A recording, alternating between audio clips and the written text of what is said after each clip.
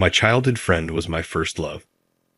I used to run around the backyard with Lily all the time. She fell spectacularly one day. I gasped in astonishment at such a sight. She questioned, her cheeks flushed crimson red. "Did you see?" "My name is Jack. Although my parents no longer live here, I will always have a warm spot for the name they gave me. In my early years, my mother got married again. I have no recollections of my biological father. My mother's second husband was the only father I knew. He was a really kind guy. He was my biological father, I always believed. He became ill after a violent cold snap when I was in elementary school and died suddenly.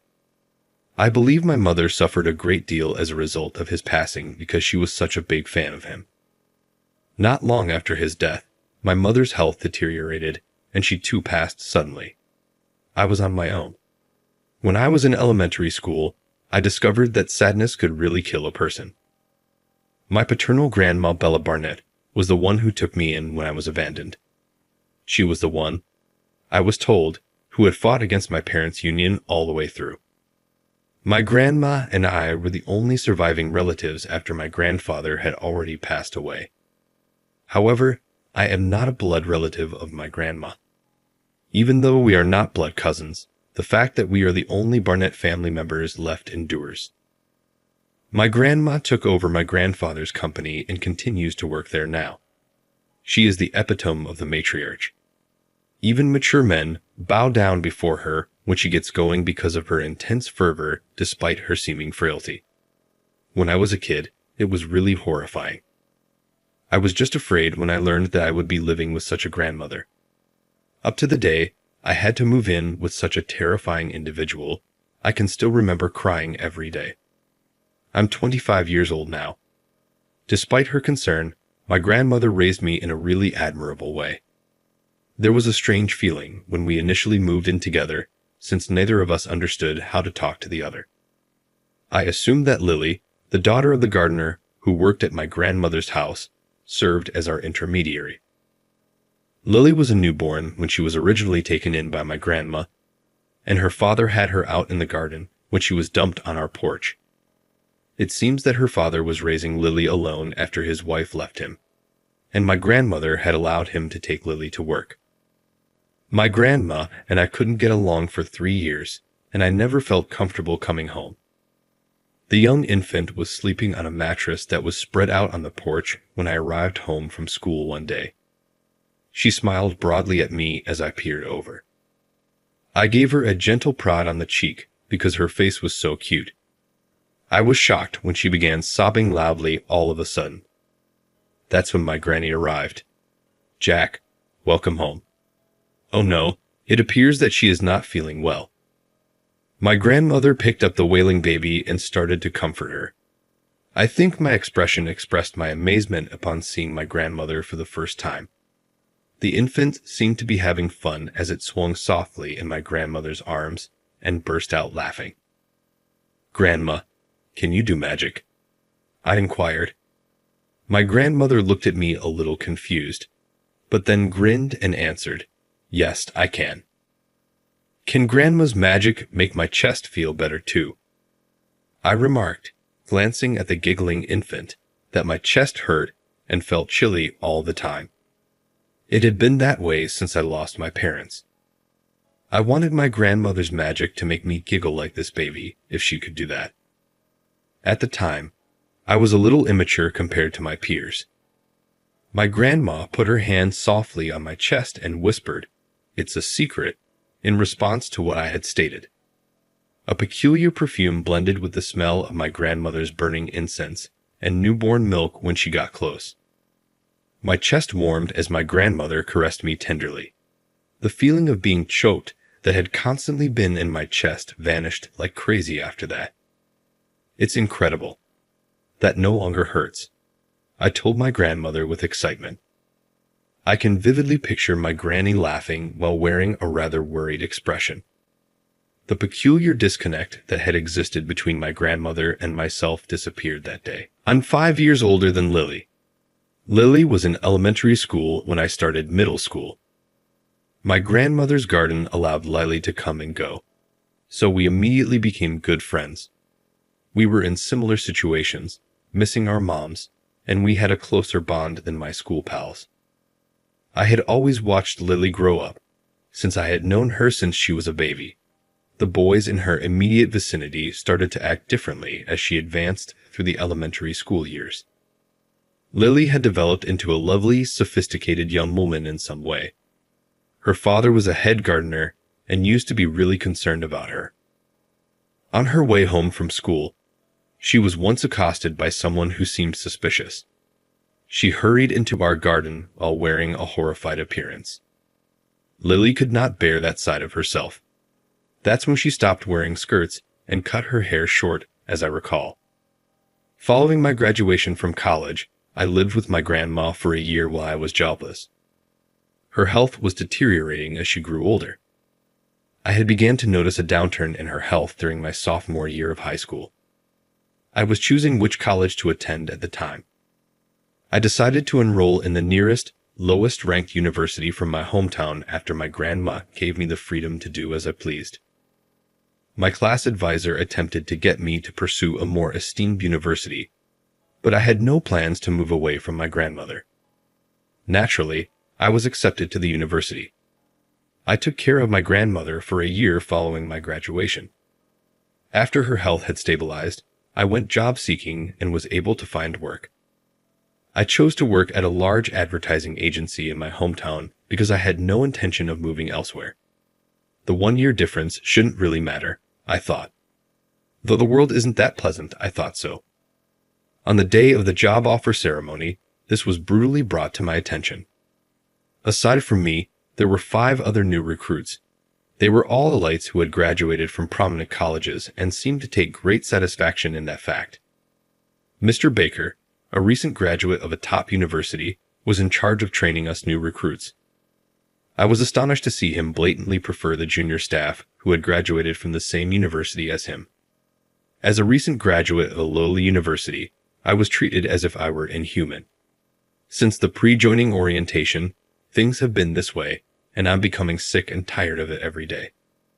Oh, he looks so fed up again today, my grandmother, who had regained some of her vitality, said while sitting on a rocking chair in a room with a view of the garden, knitting something. The strength in her eyes had not diminished, despite her aging and fragility. I've come to understand that life may be quite difficult. I joke about with my grandmother about Mr. Baker. My grandmother gave my anecdote a hearty laugh. Whoa, it's amazing that a man with his level of tradition is still alive. Ah well, it's Lily back after a lengthy absence. In an instant, hearing Lily's name lifted my heavy heart. Lily should be turning 20 this year, but I haven't seen her since she finished junior high. Our only communication has been via correspondence. Evidently, when Lily was about to graduate from junior high school, she had discussed her future plans with my grandma. Lily was adamant that she could pursue her passion without going to high school. Naturally, Mr. Depp, her father, was adamantly against it. He was adamant that she attend high school, which caused disagreements practically every evening. When I got home from school one day, I saw Mr. Depp and my grandmother seated side by side in the living room. My grandmother beckoned me over as soon as she saw me. I sat down across from my granny. Lily appeared really solemn, and Mr. Depp appeared concerned. I knew right away that this had to do with her future intentions. Dad, I get where you're coming from. Lily was the first to break the silence. I understand the value of high school, but I don't need it. Mr. Depp remarked, sounding disturbed. Even so, you must understand the difficulties you'll face in the real world without at least a high school diploma. He didn't seem to be angry at all. I want to be a horse worker. I wish to develop into a steady hand. I have to train at a ranch for that. My dreams don't deserve me to go off course. Compared to the main leagues, local horse racing offers better career paths for civil servants. However, real-world experience is still required. Maybe I could have an advantage by starting early than others. Lily was sincerely attempting to persuade her father that enjoying high school life at the expense of pursuing her true passions would be a waste. This is the side of Lily that I've always appreciated. She is quite direct and doesn't hesitate at all.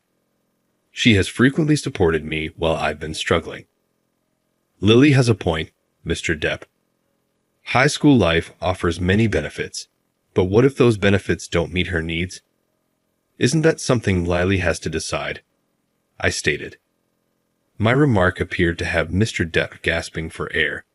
I believe he was speechless. I concur with you. I believe Mr. Depp's only concern is Lily. Can you then leave Lily's future in my hands? I swear, I'll locate a suitable training facility. My grandma said to Mr. Depp, let's observe the youth's journey together. My grandmother has always had a strong voice, in my opinion. It's challenging to refute. Ultimately, Mr. Depp gave in, and shortly after Lily's middle school graduation, she departed for an Alaskan ranch. Since then, it has been a while since we last saw one another. Lily has just returned from Alaska. I was a little miffed that she didn't get back to me. She claimed that since you were preoccupied with your new job, she didn't want to bother you. Seeing her well in content would be preferable to us, not meeting out of consideration. I really thought there was an orientation the following day before I started my new job. I felt disgusted since early in the morning while I was making my way to the firm. Mr. Depp had already begun trimming the garden's plants. I was somewhat relaxed by the aroma of the plants. The sound of the snipping reverberated in the refreshingly calm air. Since I still had some time, I spent it quietly observing Mr. Depp at work. He's becoming a little older and more dignified. It seems that he intends to hire a few trainees in the upcoming year. Being a craftsman himself, I believe Mr. Depp must have known Lily's emotions better than anyone. I finally started to notice stuff like these as I grew older. Master AEL, is today your company's entrance ceremony? Mr. Depp looked up from his job and saw me staring. I'm 25 years old, and he still calls me Master AEL. It's kind of consoling, but it also feels a little strange. In actuality, this is merely orientation. This is training in preparation for entering the organization. I scratched my head and muttered, there's a lot to learn, to which Mr. Depp laughed heartily. Well, this is only the start, is it not? Continue as you are. Encouraged by Mr. Depp's support, I was able to start. I waved him off, then made my way to the office. It was obvious that I was the outsider as soon as I got to work. It became a big deal that a guy like me, who went to a low-tier college and had been jobless for a while, was hired. Mr. Baker was talking loudly to the other newcomers about my history. It's as if he has no idea what personal privacy is, because he continued the talk despite knowing that I had entered the room. He looked me in the eyes and concluded, I must have some big connections. Being referred to as Mr. Bottom to University all day irritates me, though I try not to let it get to me. After graduating, what did you do? I take it that Mr. Bottom to University is unemployed. Did you belong to the NEET? Mr. Baker never stops making fun of me, and I'm sick of it. It's challenging to learn the crucial training material when you have to listen to him brag about how hard he worked to get into this organization and about his college adventures. Of course, the bullying didn't end there. I was the only one who didn't receive any paperwork or updates from the conference room on room changes. It resembled the kind of elementary school bullying. I was so amused by it that I thought about quitting midway. This might go on forever if this is what it's like to work here. Merely thinking about it depletes all my energy. I can only hope that I'm allocated to a department that is as far away from Mr. Baker as feasible. However, Mr. Baker is not the only issue. The culture of the entire organization is similar to Mr. Baker's. This is a place where it's normal to criticize someone based solely on their educational background, even though he may be an exceptional case. I sensed this general trend quite strongly. Lily was cleaning the yard when I got home from a gloomy training day. For a minute, I couldn't even say hello to her. Oh, Jack, it's been a while. Lily said as she swung a bamboo broom in greeting. Her waist looked abnormally large. I made a mistake. I'm receiving treatment at home. She looked up at me, then quickly raised the hem of her shirt. There was a white cast underneath. She apparently fell off a horse while being trained. During her leave, she has returned home to recuperate. There is a lot of heavy lifting involved in working at the stable. The owner of the property informed her that taking good care of her back is essential. I can't help but think about our early days spent playing in the garden as I watched Lily with a bamboo broom in her hands. And Lily was my first love. I remembered Lily falling dramatically in the yard one day.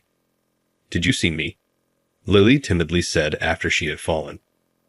My first instinct was to say, yes. She wouldn't talk to me for a week after that day. That was difficult, I recall. She recognized immediately when I lost myself in the past and asked, "Are you reminded of something silly now?" Terrifying me, she raises the bamboo broom. No, not at all. With a broom in hand, Lily begins pursuing me. Fearful, I bolt without thinking. As we rushed about the yard, my grandma could be heard laughing loudly from the porch. Doesn't running so much hurt you? Breathless from not exercising enough. Lily continues to calmly chase after me. It hurts, of course. I'm relishing the suffering. It appears that she is going through pain in order to learn from her error. It struck me as a rather firm remark. It's the path I chose. This pain is nothing. After a while, Lily triumphantly climbed onto my back, and I was easily grabbed. My outfit was getting soiled, but it didn't matter to her. Lily gave me a congrats on my back. It was the day of the entrance ceremony, and I had finished my pre-employment training. I was still not sure that joining that company was the proper move. Even though I was still unsure, I dressed in my suit, fastened my necktie, and walked through the front entrance to the company. Whether I like it or not, if I continue to accumulate days like these, my current predicament may eventually be laughed at. Thinking that way seems like self-deception to me. Often, bad instincts are accurate. At the admission ceremony, there was an incident. It took place right before the ceremony began. Mr. Baker began to play about with me in front of the outside guests, as usual. Out loud, he referred to me as the bottom to university guy. It's unexpected that you were able to attend the opening ceremony. People at universities with FF rankings are incredibly resilient. Mr. Baker purposefully shouted loudly enough for the guests to hear that I attend a university on the lower end of the scale. I attempted to dismiss him with a fake smile. How did you go about getting a job? Isn't it preferable to express it honestly? Mr. Baker seemed to take pleasure in making fun of me in front of everyone. His constant criticism of me is really getting on my nerves. There was some agitation among the guests, perhaps in response to the term nepotism. I'd really like to see the face of your parents who got you in here using connections, hissed Mr. Baker. I heard Mr. Baker say it with triumph, but he got no response from me. You want to see his parents? I held him up, and a firm voice rang through the hallway. My grandmother was sitting in a wheelchair, wearing a suit with a guest ribbon pinned to her chest, when I swiftly turned to face the voice. I moved the wheelchair in closer proximity to Mr. Baker. The wheelchair was being pushed by Lily. When my grandma suddenly appeared, Mr. Baker was shocked. The CEOs rustled just as my grandmother stepped forward. I brought him up. Do you find that offensive? Anger entered my grandmother's eyes. Mr. Baker struggled to express her authority. He was blatantly mocking me only a moment earlier.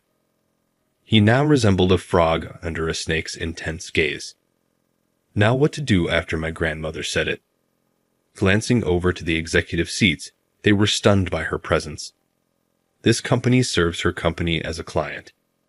The company that my grandma owns is involved in the majority of the agreements. It appears that my grandma was asked to address the new hires with a congrats. The execs were obviously aware of me. They had even admitted to me in the interview that nepotism was the reason I wasn't hired. When Mr. Baker saw the executives becoming angry, It appeared that he had recognized his error. Isn't this company's standard of decency too low? Nobody ceased the demeaning behavior. This, in my opinion, disqualifies it from being AEL's workplace and a commercial partner. Chairman, what are your thoughts on that? Said Lily. After Lily's remarks, my grandmother gave a hesitant nod. She turned to face me then and said, "Let's go home." AEL. It felt strangely rejuvenated. I have no desire to work for this company. I've stirred things up. Please carry on with the ceremony. My grandson will accompany me. On the contracts, we'll get in touch with you, my grandmother remarked. The executives spoke up. Wait, please. My grandma didn't seem to notice the uproar when Mr. Baker was being yelled at to apologize. My grandmother calmly said, "Let's go home." I faced my grandmother once more when I got home. She admitted to me that she had been concerned that I would arrive at work each day with a sad expression. "Jack, don't you have something you really want to do? To be honest, I was taken aback when you selected that business." My grandma stammered when speaking. I think she sees right through everything. That is the company I choose for my granny. You're too considerate. Live more freely, she said, her understanding evident in her tone. My grandma would be pleased that I had selected my place of employment. Taking a deep breath, I resolved myself. I lowered myself so much that my forehead touched the ground. Please allow me to work as Mr. Depp's landscaping trainee. Mr. Depp has always struck me as having a craftsman's manner. Having lost my father when I was young, Mr. Depp was the adult role model I looked up to. I uttered the words that had been lodged in my chest. I want to live as an artisan. It was as if I were breathing new life into my own self. I said to myself, I'm sorry for holding it in all this time. I then formally started working as Mr. Depp's apprentice. Even though I was now an apprentice, it was a little awkward to be called Master AEL. However, the landscaping training was uncompromising and rigorous. Every day, I felt desperate to stay awake while being taught to master the craft, but each day was immensely satisfying. Lily returned to her property in Alaska following her recuperation. She informed me that she will be employed as a stable hand at a nearby racecourse beginning in the next year. I was in no position to fall short against Lily, who was consistently realizing her goals. I would occasionally hear her tease me, "Jack, you're just a late bloomer." Who would gain independence first? It had an air of rivalry. Despite the distance between us, I felt more connected to Lily than before. I developed to the point where I was referred to as Mr. Depp's right-hand man after a few years. I had made up my mind long ago to ask Lily to marry me as soon as I was independent. I told her that today. To be honest, I was expecting her to say yes immediately, but she said, "Wait." Lily had begun her career as an employee of the state. I painfully realized what her wait meant. I said right away, "I'll wait as long as it takes." A stupid relationship where one of us needs to put up with anything is not what I desire. We can wait for each other indefinitely if we show each other respect and concern. That is beyond dispute.